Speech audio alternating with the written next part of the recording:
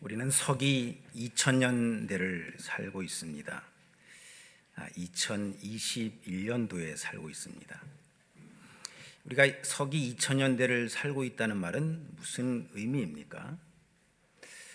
2021년이 주후 2021년이 흘러갔고, 그 이전에 기록된 역사에 의해서 사람들이 살아왔던 시대가 한 3000년, 4000년, 성경의 기준으로 따지면은 3, 4000년, 통합 한 5000년 이상의 기간들이 우리 앞에 지나갔어요. 그리고 우리는 그 수천 년의 기간에 맨 마지막 끝자락에 있습니다.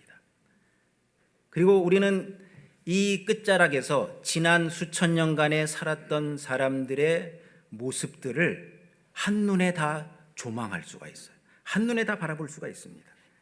그 사람들이 어떻게 살았는지, 성공했는지 실패했는지, 성공했다면 왜 성공했고, 실패했다면 왜 실패했는지 우리는 편안하게 앉아서 그 모든 것을 다 살펴볼 수가 있습니다.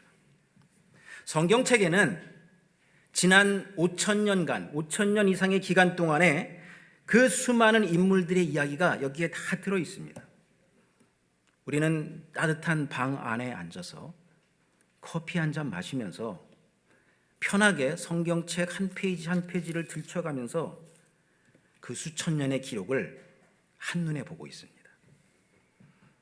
정말 그 수천 년이란 기간이 어마어마한 긴 기간인데, 흔히 하는 말로 내 손 안에 있소이다. 이게 다 내 손 안에 다 있어요. 그러면서 우리는 이 사람은 이렇게 해서 실패했구나. 이 사람은 이렇게 살아서 결국 아름답고 복된 인생의 결말을 맺었구나. 우리가 다 한눈에 보고 있는 겁니다.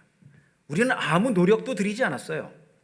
아무 돈도 투자하지 않았어요. 기껏 투자한 건 성경책 사는데 1, 2만 원 투자한 것밖에 없어요. 근데 우리는 편안하게 그 모든 이야기, 그 모든 스토리를 다 보고 있습니다. 여러분, 이것이 우리에게 얼마나 큰 특권인지 여러분 아십니까? 대부분의 사람들은 이 사실을 모릅니다. 정말 이것은 우리에게 큰 혜택이 주어진 거예요. 우리는 매일 성경책을 읽지만 여러분 그렇게 생각하시는지 잘 모르겠습니다. 누가 어떻게 살았는지 한 인생의 기간은 꽤 긴 기간이에요. 근데 그것도 한 사람이 아니라 수많은 사람들의 이 기록을 우리가 한눈에 보고 있다는 것은 정말 우리에게 주어진 크나큰 혜택입니다. 다시 말해서 무엇이죠? 우리에게 우리가 본받을 만한, 또는 우리가 반면교사로 삼을 만한 거울이 있다는 겁니다. 우리에게는 거울이 있어요. 이렇게 살면 이렇게 되는구나. 이렇게 살면 지옥에 가는구나. 이렇게 살면 한 사람의 인생이 멸망하는구나. 우리는 다 보고 있어요, 그것을. 여러분, 한번 입장을 바꿔서 생각해 보시기 바랍니다. 내가 지금 21세기에 사는 것이 아니라 내가 태어나 보니까 지금부터 3100년 전에 살았던 사울로 내가 태어나서 사울. 내가 태어나니까 내 이름이 사울이에요. 왕이죠. 사울 왕이죠. 여러분, 사울에게는 거울이 없었습니다. 무슨 말이죠? 사울에게는 보고 배울 만한 자료가 없었어요. 주변에서 사울에게 너는 이렇게 살아야 된다, 이렇게 하나님의 뜻대로 살아야 된다, 자세하게 시시콜콜 알려주는 사람이 없었어요. 물론 선지자 사무엘이 있었지만 사무엘이 이 모든 것을 세세하게 가르쳐주지 않았어요. 그냥 사울은 아무 샘플도 없이, 아무 거울도 없이 그냥 살아야 됐어요. 다시 말해서 무엇이죠? 우리가 사는 조건과 비교해 볼 때 상당히 그 사람은 불리한 조건에서 살았어요. 상당히 불리한 여건입니다. 옛날에 살았던 사람들은 다 그랬습니다. 무엇이죠? 본받을 만한 거울이 없었어요. 본받을 만한 본보기와 샘플이 없었어요. 반면에 21세기를 사는 저와 여러분 어떻습니까? 자료가 넘쳐납니다. 넘쳐나요. 수많은 기록들이 우리 눈앞에 놓여 있어요. 우리는 참고할 만한 수많은 거울들을 가지고 살아가는 사람, 복된 인생입니다.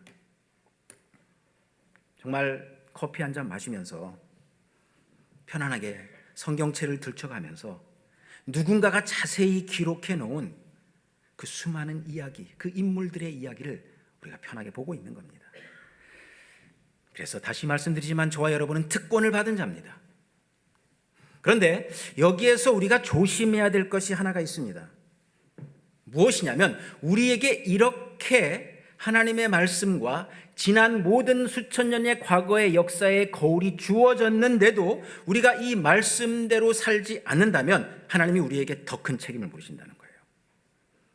무슨 말이죠? 혜택이 주어진 만큼 하나님이 더 책임을 물으시는 거예요. 한번 따라합시다. 혜택이 주어진 만큼 더 큰 책임을 물으신다. 이것이 우리가 하나님의 말씀을 대하는 태도예요. 기본적인 태도예요. 분명히 우리가 보고 깨달을 거울이 있는데도 우리가 하나님의 말씀대로 변화되지 못한다면 하나님은 우리를 더 많이 때리셔요. 우리가 더 많이 맞게 되는 거예요. 예를 들어서 학생 둘이 있습니다. A라는 학생이 있고 B라는 학생이 있어요. 근데 선생님이 야, 한 달 후에 너희들 시험 볼 거다. 그렇게 얘기하고 A한테는 교재를 줬어요. 교과서를 줬어요. B한테는 교재를 안 줬어요. 한 달이 지났어요. 이 두 학생이 시험을 봤는데 둘 다 50점을 맞았어요.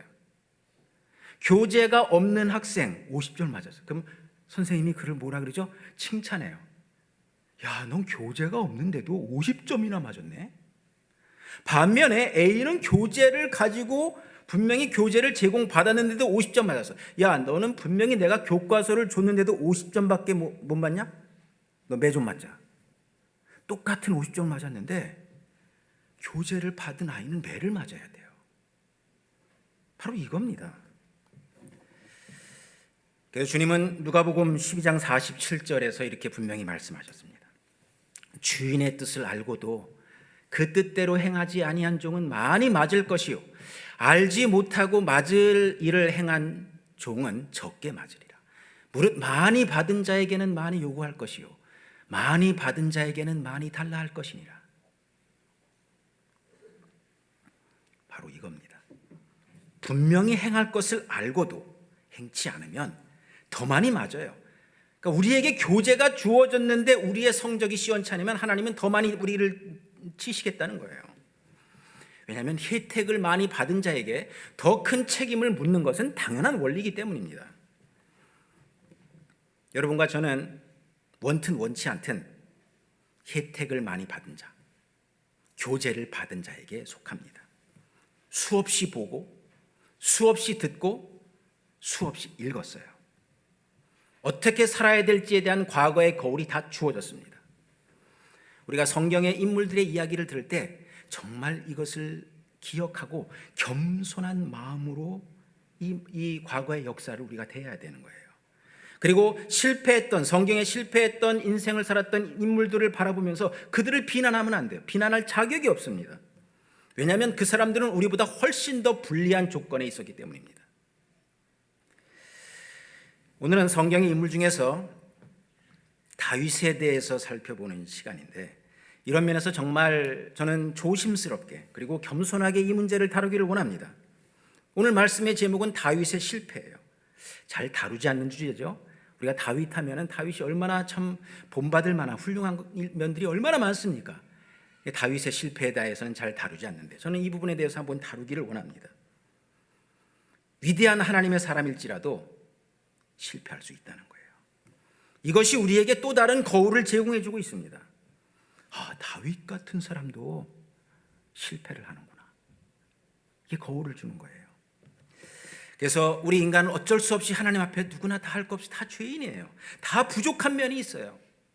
성경에 의인으로 묘사된 욥이나 아브라함도 부족한 부분이 있었다는 것을 우리는 말씀을 통해서 다 알 수 있습니다.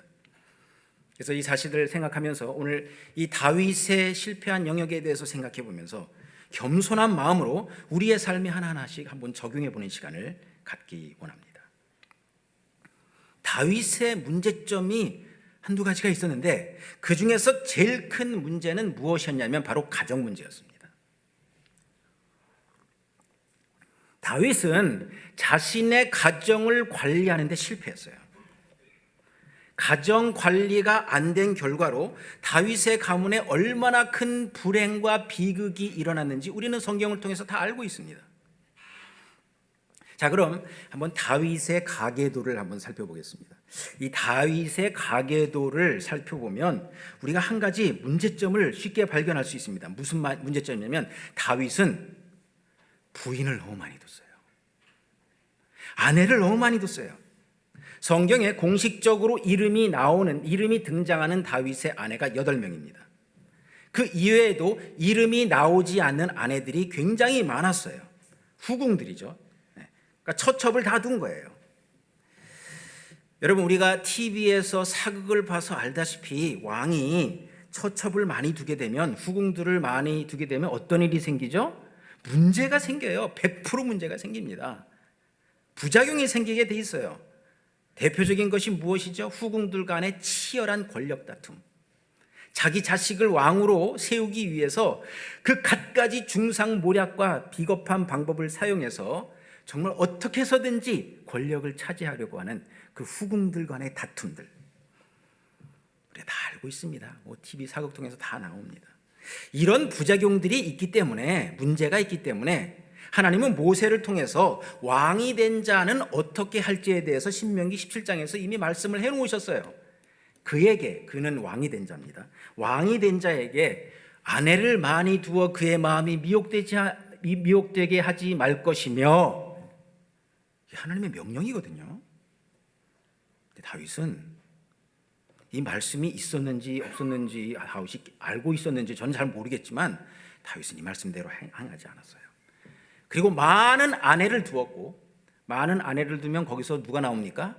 많은 자녀, 아들들이 나와요. 성경에 공식적으로 이름이 기록된 다윗의 아들이 19명입니다. 그리고 그 다음에 뭐라 그랬냐면, 그 외에 소실의 아들들이 더 있었더라. 제 추측으로 다윗의 아들은 한 30여 명쯤 됐을 겁니다. 하나님의 말씀의 원리는 정확해요. 말씀대로 행하지 않으면 부작용이 생겨요. 정확해요. 정확한 겁니다. 어떤 부작용들이 생겼습니까? 자, 이제 다윗의 아내의 명단을 한번 살펴보겠습니다. 다윗의 첫 번째 아내는 미갈입니다. 사울의 딸이죠. 자식이 없어요. 미갈은, 여러분들 아시다시피 미갈은 나중에 다윗을 조롱합니다. 이 첫 번째 아내인 이 미갈이 다윗이 이 첫 번째 아내에게 이 비웃음과 조롱을 당해요. 참 이게 와이프 복이 없는 건지 잘 모르겠어요.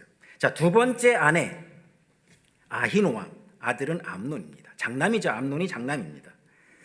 암논은 다윗의 셋째 아들 압살롬의 여동생 다말을 희롱합니다.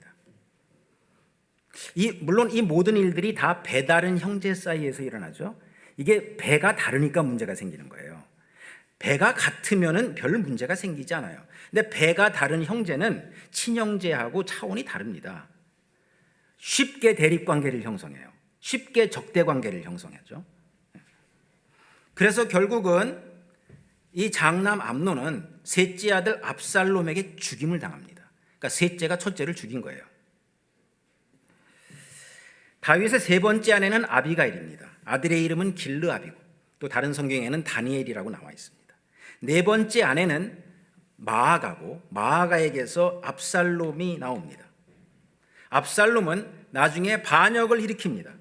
아버지를 몰아내고 자기가 왕이 되려고 반역을 일으키죠. 결국 그 과정에서 압살롬은 창에 찔려 죽임을 당합니다. 여러분, 압살롬은 이름은 정말 멋있게 지었어요. 성경에서 아비, 아브, 이것은 다 아버지입니다. 살롬, 여러분 다 아시죠? 샬롬, 평화예요. 평화의 아버지. 평화의 아버지. 정말 이름은 잘 지어요. 평화의 아버지가 형을 찔러 죽였어요. 다섯 번째 아내는 핫깃입니다. 아들은 아도니아입니다. 다들 아들 이름은 누가 지었는지 몰라도 아들 이름은 정말 기가 막히게 졌어요. 아도니아, 아도나이가 주님이란 뜻이에요. 구약 성경에 히브리어의 아도나이 너무 무지하게 많이 나옵니다. 야는 여호와죠. 여호와는 나의 주님이시라. 정말 지금까지 살았던 사람 중에서 제일 이름 좋은 사람이 저는 아도니아라고 생각해요. 아도니아. 근데 아도니아도 나중에 형 압살롬처럼 아버지를 몰아내려고 반역을 일으켜요.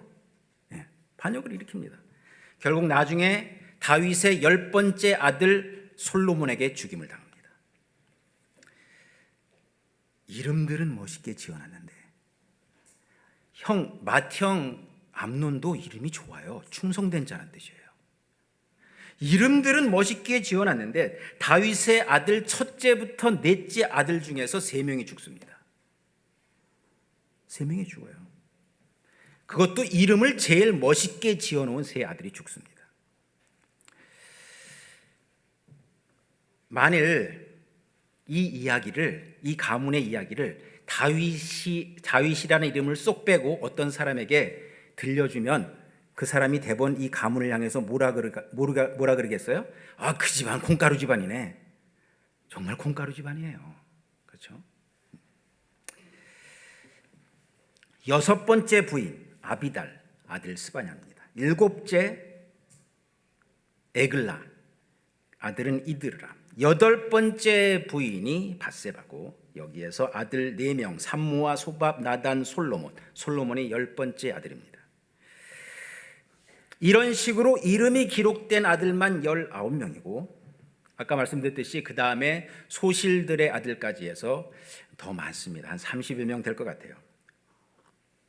여러분 생각을 해보세요. 아들이 30명이면 아버지가 어느 날 아들을 보고 너 누구지? 아버지 아들인데요? 너 이름이 뭐였더라? 이름도 잘 기억을 못할 것 같아요. 그렇죠? 관리가 안 되는 거예요. 관리가 안 돼요. 이렇게 되니까 문제가 안 생길래야 안 생길 수가 없어요. 그냥 질투하거나 시기하는 것으로 끝나는 정도가 아니라 형제간에 죽고 죽이는 이 피비린내 나는 사건들이 일어나게 되는 겁니다. 여러분 다윗의 문제점이 무엇이었죠? 첫 번째 문제점은 뭐냐면 다윗은 여자를 너무 좋아했어요. 이게 문제였어요. 물론 남자가 여자를 좋아하는 것은 남자의 어떤 기본적인, 남자라면 다 가지고 있는 기본적인 성향이죠. 그래요. 그런데 이 세상에는 우리가 알다시피 도를 넘으면 문제가 생기는 거예요. 항상 정도를 넘으면 문제가 생기는 거예요. 적절한 선에서 절제를 해야 돼요. 근데 그 선을 넘어버리면 문제가 생기는 겁니다. 다윗은 이 선을 넘었어요. 다윗이 이 선을 넘었다는 것을 우리가 어디에서 볼 수 있냐면 밧세바를 취하는 장면에서 분명히 볼 수 있습니다. 어느 날 나가보니까 저 멀리서 여인이 목욕을 하고 있어요. 그 목욕이라는 것은 사람이면 주기적으로 하는 거예요. 그렇죠? 누구나 주기적으로 목욕을 합니다. 그러면 다윗은 멀리서 어느 정도 거리가 떨어졌는지 모르지만 여인이 목욕하는 걸 보면 그 목욕할 때가 돼서 목욕하는가 보다. 이렇게 관심을 갖지 말아야 돼. 그리고 나에게 맡겨진 국사를 돌봐야 되는 거예요. 그런데 멀리에서 그 어떤 여인이 목욕하는 것을 딱 보는 순간 마음이 확 땡긴 거예요. 마음이 확 땡긴 거예요. 그리고 그 즉시로 그 여인을 불러오라 그랬습니다. 즉시예요, 즉시. 한나절 생각한 것도 아니에요. 즉시 불러오라. 불러와서 보니까 누구예요? 딴 남자의 부인이에요. 결혼했어요. 유부녀예요, 유부녀. 그것도 누구죠? 자신의 충실한 신하의 부인이에요. 그것을 다 알면서도 다윗은 일말의 고민도 없이 그 여자를 취합니다. 이게 다윗의 문제였어요. 무엇이죠? 절제를 못한 거예요. 여자에 대한 절제를 못한 거예요. 절제에 실패한 겁니다. 여러분 흔히 다윗과 비견되는 사울왕은 어땠는지 아십니까? 사울왕은 가정이 어땠는지 아십니까? 사울왕은 가정 문제에 있어서는 깔끔했어요. 사울은 아내를 딱 한 사람만 뒀어요. 그리고 자녀 거기에서 3남 2녀 딱 뒀습니다. 사무엘상 14장에 나옵니다.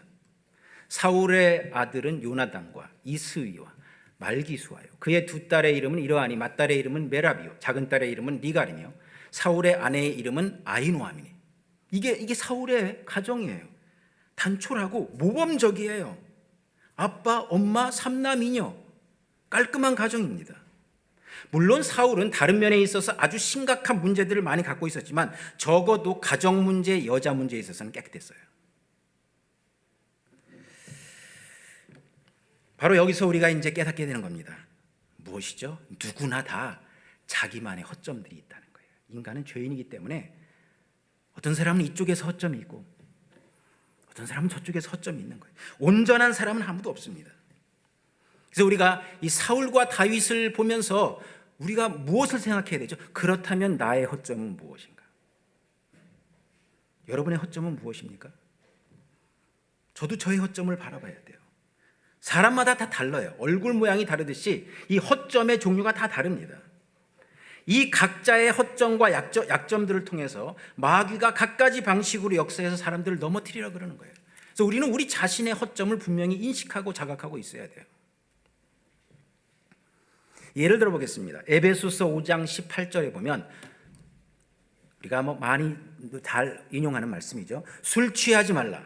이는 방탕한 것이니 오직 성령으로 충만함을 받으라. 일반적으로 사람들이 이 구절을 인용하면서 뭐에 대해서 얘기하죠? 술 먹는 것에 대해서 얘기하는 거예요. 여러분 술 먹으면 안 됩니다. 술 취한 건 방탕한 거라고 성경 말씀에 써 있습니다. 막 이렇게 메시지를 하죠. 그러니까 여기에만 꽂혀 있는 거예요. 여러분 그렇지만 정직하게 한번 생각해 봅시다. 이 세상에 취하지 말아야 될 것이 술만 있습니까? 아니에요. 수없이 많아요. 어떤 사람은 술은 안 먹어요. 술은 안 먹어. 술은 입에도 안 돼. 근데 그 사람은 맨날 허구한 날 밥만 먹으면 낚시하러 다녀요. 허구한 날 아침부터 그냥 낚싯대 메고 전국을 일주하면서 한번 나갔다 그러면 며칠 만에 들어와요. 그러니까 그런 사람이 집안의 가장이면 어떻게 돼? 그 집이 제대로 운영이 되겠습니까? 돈은 누가 벌고 살림은 어떻게 하고 아이들은 누가 먹여 살리고. 근데 그 사람은 술은 안 먹어요. 그래서 일주일 내내 낚시하고 돌아다니는 거예요. 뭐에 취한 거죠? 술에 취한 게 아니라 그 사람은 낚시에 취했어요. 그 주일날 그리고 교회에 온 거예요. 교회에서 딱 앉아 있어요. 근데 주일날 딱 앉아서 보니까 목사님이 설교를 하시는데 이 에베소서 5장 18절의 말씀은 술 취하지 말라. 이는 방탕한 것이니 술 먹으면 안 됩니다. 그러니까 이 사람은 아주 뿌듯한 마음으로 앉아 있어. 나는 술은 안 먹거든. 이 말씀을 살짝 피해가는 거예요. 여러분 우리는 성경 말씀을 너무 문자적으로 읽어요. 그러다 보니까 말씀이 우리의 삶과 연결이 안 돼. 여러분 술 취하지 말라는 말씀 속에서는 술뿐만 아니라 우리가 취하기 쉬운 다른 것도 다 포함되어 있는 거예요.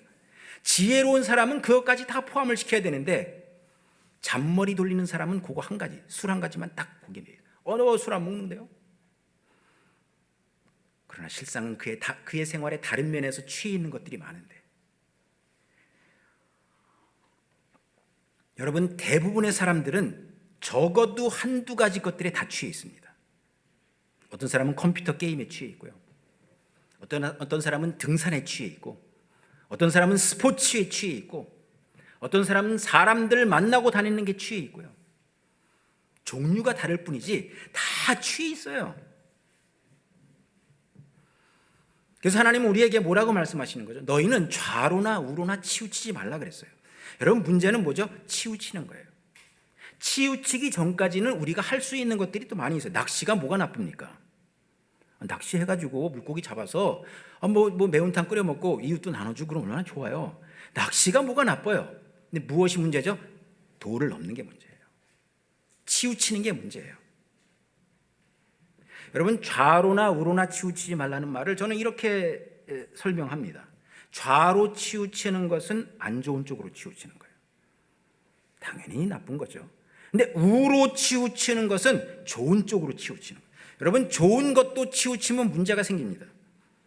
예를 들어볼까요? 어떤 사람이 책 읽는 것을 좋아해요.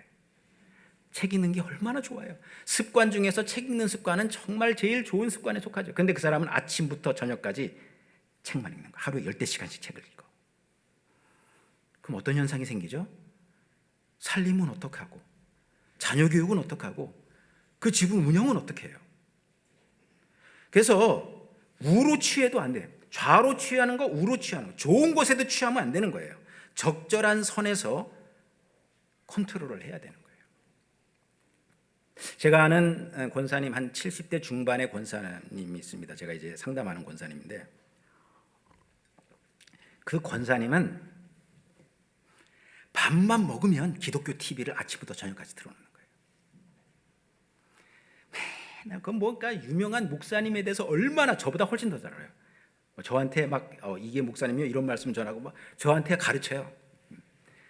얼마나 뭐 기독교 TV에 대해서 막 빠져 있는지 그게 하루 일과의 전부예요. 그러다 보니까 무슨 일이 생기죠? 믿지 않는 남편하고 맨날 부딪히는 거예요.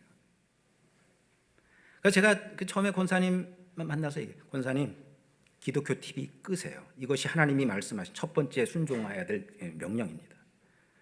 근데 말을 안 들으셔요. 이 사람이 자신의 습관을 고치는 거를 참 어려워요. 저보다 참 연세가 높으셔서 제가 참 쉽게 말씀드렸지만 어떨 땐 제가 강력하게 기독교 TV 끄시라고.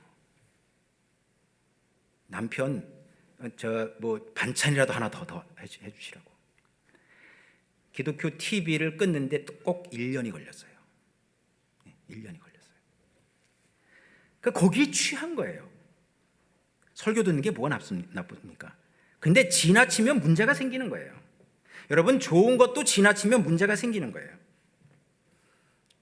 여러분, 이 말씀을 들으시면서 술 취하지 말라는 이 말씀을 우리 자신에게 적용하면서 나는 지금 어느 쪽으로 치우쳐 있는지를 살펴봐야 돼요. 치우치면 반드시 부작용이 생겨요. 이게 하나님 말씀의 원리예요. 그리고 누구나 다 알고 있는 원리입니다. 다윗은 여자에게 치우쳤어요. 그러니까 너무 여자에게 치우친 결과 그의 가정이 어떻게 된지 우리가 다 보았잖아요. 그래서 우리는 이것을 통해서 내 삶에서는 무엇에 내가 치우쳐 있는지를 돌이키면서 치우쳐 있다면 빨리 돌이키고 빨리 끊고 빨리 단절하고 그리고 회개하고 하나님 앞에 우리가 올바른 모습으로 돌아와야 하는 겁니다. 이것이 다윗의 첫 번째 문제였습니다. 이제 다윗의 또 한 가지 문제를 언급하고 말씀을 마치겠습니다. 다윗은 자기 자신 개인적으로는 하나님 앞에 정말 뛰어난 삶을 살았죠. 그래서 다윗을 주제로 할 설교가 얼마나 많은지 몰라요. 정말 그는 위대한 하나님의 종이었어요. 정말 개인적으로는 뛰어난 삶을 살았는데 그가 실패한 또 하나의 영역이 있는데 그것이 뭐냐면 자녀 양육에 실패했어요. 자식 양육을 실패했어요. 실패할 수밖에 없어요. 제가 상식적으로 생각해봐도 아들이 30여 명이니 여러분 요즘에 1명, 2명 키우는 것도 얼마나 어렵다 그럽니까? 근데 자식이 30여 명이니 어떻게 관리가 안 될 수밖에 없어요. 물론 대부분의 자녀의 몫은 다 엄마의 몫입니다. 여러분 다 아시죠? 자녀 교육의 70% 이상은 다 엄마가 가지고 있어요. 그래서 바른 의식을 가진 엄마, 바른 의식을 가진 아내를 얻는 것이 그 무엇보다도 중요합니다. 왜냐하면 엄마가 올바로 양육을 못하면 거기에서 바른 의식을 가진 아이가 나올 수가 없기 때문에 그래요. 그런데 제가 보기에는 뭐 성경에는 그것까지 구체적으로 나오지 않았지만 제가 보기에는 다윗이 얻은 여러 명의 아들들은 여러 명의 부인들은 바른 의식을 가진 여인들이 아니었어요. 제 생각에는 얼굴만 예뻤어요. 얼굴만 예뻤어요. 바른 의식을 갖지 않았어요. 암논의 엄마, 압살롬의 엄마, 아도니아의 엄마가 제대로 양육시켰다면 그들이 이런 짓을 하지 않습니다. 이런 짓을 하지 않아요. 그 엄마 밑에서 그 아들이 나온 거예요. 여기에서 우리가 주목해야 될 여인이 한 사람 있습니다. 다윗의 세 번째 아내 아비가일입니다. 아비가일은 우리가 다 알다시피 아주 현숙한 여인이었습니다. 아비가일이 왜 현숙한 여인이었는지 잘 모르시는 분은 나중에 집에 가셔서 사무엘상 25장을 쭉 찾아보시면 거기에 자세하게 나옵니다. 정말 형제간에 죽고 죽이는 이 살벌한 가족관계 속에서 아비가일의 현숙함과 지혜는 빛을 발합니다. 아비가일의 아들의 이름은 길르압이었어요. 여러분, 우리는 이 길르압에 대해서 성경 어디에서도 찾아볼 수가 있어요. 그냥 이름만 딱 기록이 됐어요. 이게 무슨 말이죠? 엄마가 어렸을 때부터 자기 아들을 가르친 거예요. 얘야, 너는 어떤 상황이 돼도 권력 다툼하지 말아라. 어떤 일이 있어도 권력에 욕심내지 말아라. 넌 어떤 일이 있어도 네 형이나 네 동생들과 대립관계를 만들지 말아라. 우리 주제에 왕의 이 자손이 된 것, 왕의 집안에 네가 태어난 것만 해도 얼마나 황송하냐. 정말 너는 감사하면서 조신하게, 잠잠하게, 그리고 처신을 잘하면서 살아라. 다른 엄마들은 어떻게 해서든지 자기 아들을 권력의 일선에 세우려고 아주 갖가지 계략을 꾸미는데, 아비가일은 애초부터 자기 아들을 그렇게 양육했어요. 성경에 그렇게 그런 말이 안 나오지만 제 추측에 그렇습니다. 정말 아비가일은 현숙한 여인이에요. 그래서 미국 사람들이 아기가 태어나면 이름을 지을 때 이제 남자든 여자든 이제 성경의 인물의 이름을 많이 짓잖아요. 그래서 제가 이제 작년도, 재작년도 한 3년도를 데이터를 찾아보니까 미국 사람들이 여자아이가 태어날 때 짓는 그 이름 중에서 성경의 인물들을 있는데 그 중에서 제 1위가 아비가일이에요. 3년 동안 그래요. 아비가일. 왜 그렇게 했어요? 아비가일이 정말 우리가 보더라도 현숙한 여인이기 때문입니다. 다른 사람들은 잘못된 욕심에 사로잡혀 있었지만 아비가일은 아들을 제대로 양육을 했어요. 그 결과 아비가일은 자기 자신의 모습을 어디에도 드러내지 않았어요. 왕자잖아요, 왕자. 근데 왕자 같은 자신의 모습을 어디에 드러내지 않았어요. 아마 여러분 중에 길르압이라는 사람이 다윗의 둘째 아들이었다는 것을 이 시간에 처음 아신 분도 계실 거예요. 그러니까 자기 존재를 드러내지 않았어요. 그러니까 엄마 아비가일이 그렇게 조신하게 양육을 한 거예요. 그 결과 어떻게 되었죠? 형이 죽고 동생 둘이 죽었는데 길르압은 죽지 않았어요. 죽지 않았어요. 현숙한 어머니의 양육이 그 아들을 살린 겁니다. 우리는 이 다윗의 가문을 살펴보면서 하나님이 우리에게 주신 자녀들을 내가 어떻게 양육하고 있는지 생각해 봐야 돼요. 불행히도 다윗은 이 부분에 있어서 성공하지 못했습니다.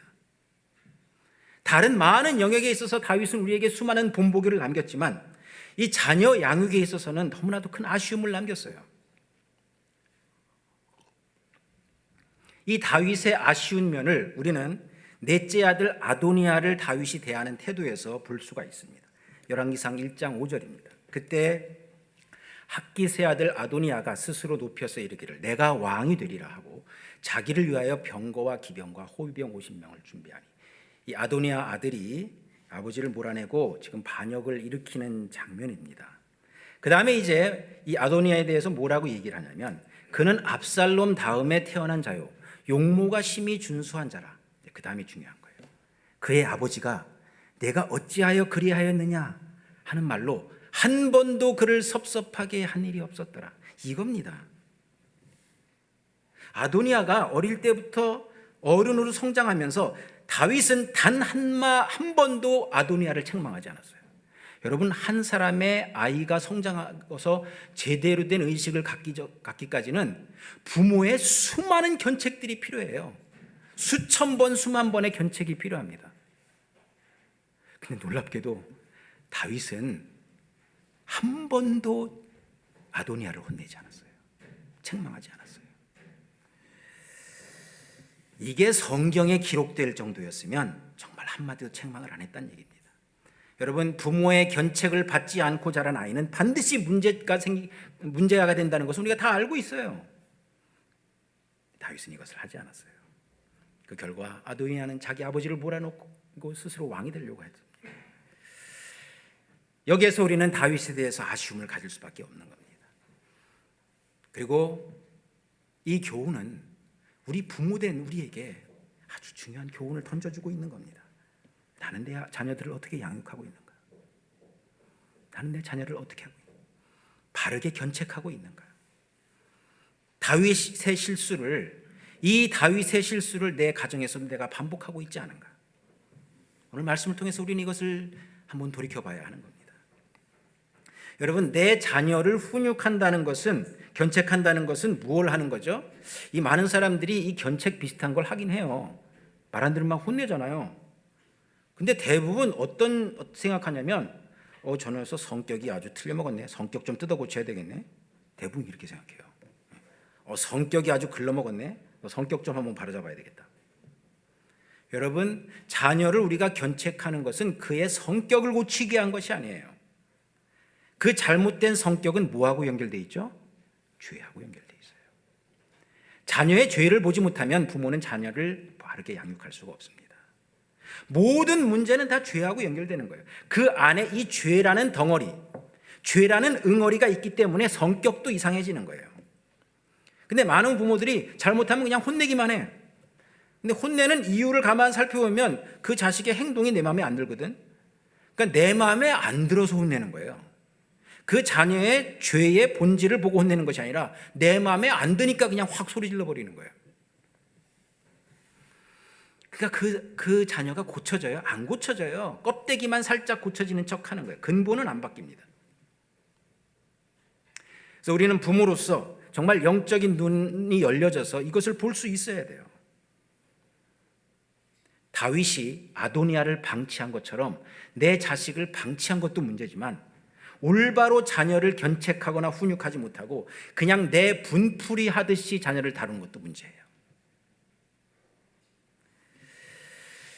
여러분, 정말 아까 언급드렸듯이 다윗은 정말 하나님 앞에 훌륭한 인물이었습니다.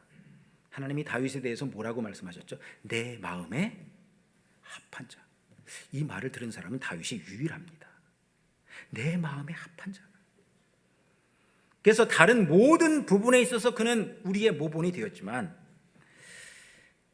자녀를 양육하고 훈육하고 견책하고 내 가정을 세우는 일에 있어서는 다윗은 불행히도 실패했습니다.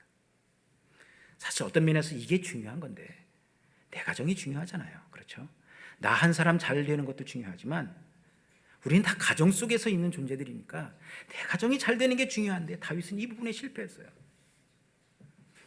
다윗의 뒤를 이은 10번째 아들 솔로몬도 하나님이 그에게 주신 크나큰 은혜에도 불구하고 나중에 변질된 것, 이 다윗의 가문에 이런 것들이 계속해서 일어나는 것이 참 아쉽습니다. 그러니까 전체적으로 볼 때 다윗 전체 가문에서 정말로 다윗 한 사람 제외하고서는 내세울 만한 사람이 없는 거예요. 내세울 만한 사람이 없어요. 이것이 우리가 다윗의 삶에 대해서 갖는 아쉬움입니다. 혹시 오늘 말씀을 들으시면서 에이, 다윗처럼 위대한 인물의 이 자식들도 구명왕인데 뭐 나 같은 사람이야 오죽하겠어? 이렇게 자기 자신을 합리화하지 마시기 바랍니다. 이렇게 합리화하는 사람을 제가 봤어요. 어느 장로님이 저한테 그러시더라고요. 목사님, 저는 자식 농사 망쳤습니다. 단도직입적으로 얘기하시더라고요. 저는 자식 농사 망쳤습니다. 제 자식들 중에서 제대로 된 놈이 없습니다. 이렇게 고백하기가 쉽지 않잖아요. 근데 그렇게 말씀하시더라고요. 근데 딱 거기까지만 고백하고 끝내면 돼. 거기까지만 고백하고 뭐 하나님 앞에 뭐 회개를 하고 돌이켜보고 뭐 이렇게 하면 돼요. 고치든지 하면 돼. 그런데 거기에다가 말을 이어서 붙이더라고요. 뭐라고 붙이냐면 근데 말이죠, 다윗 같은 위대한 인물도 살펴보니까 다윗도 자식 농사 망쳤더라고요. 그러더라고요. 여러분, 어떤 마음을 가지고 그 장로님이 그렇게 말씀하셨는지 여러분 아시죠? 자기가 자식 농사 잘못한 것을 다윗을 빗대서 슬쩍 합리화시키는 거예요. 나만 그런가요? 다윗도 그랬는데요. 이것을 가리켜서 우리가 흔히 물귀신 작전이라고 하는 거예요. 물귀신 작전. 저는 장로님의 그 말을 딱 듣고 그 속에 그분이 무슨 생각을 하는지 금방 알 수 있었어요. 나만 그런가요? 다윗도 그랬는데. 이것이 하나님 앞에 교만인데 그분은 그것이 교만인 줄 모르고 이렇게 말씀하시더라고요. 그분이 그 정도 말을 하려면 다윗의 다른 면에서 다윗의 경지에 도달한 다음에 그렇게 얘기할 수 있어요. 그래야 되는 거죠. 그렇죠? 그렇게 얘기하려면, 다윗을 빗대서 얘기하려면 다른 면에 있어서 다윗의 경지에 도달하고 나서 그렇게 얘기하면 돼. 그럼 이해해 줄 수 있어요. 근데 다른 면도 형편없으면서 그것만 쏙 빼가지고 자기 자신을 합리화해요. 우리도 그럴 수 있어요. 그러니까 우리가 성경에 나오는 이 실패한, 다윗뿐만 아니라 실패한 인물들의 이야기를 보면서 우리가 늘 내 자신을 합리화시키지 않도록 조심해야 되는 겁니다. 다윗은 다윗이고 나는 나예요.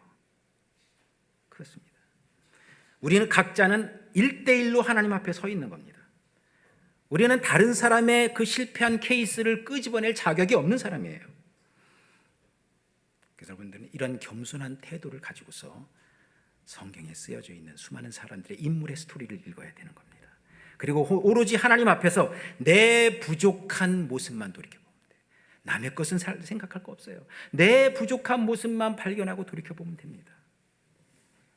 말씀을 정리합니다. 오늘 우리는 우리 모두가 본받을 만한 삶을 살았던 이 다윗의 아쉬운 점, 어두운 면을 살펴보았습니다. 이 모든 것들이 우리에게 교훈이 되기를 바랍니다.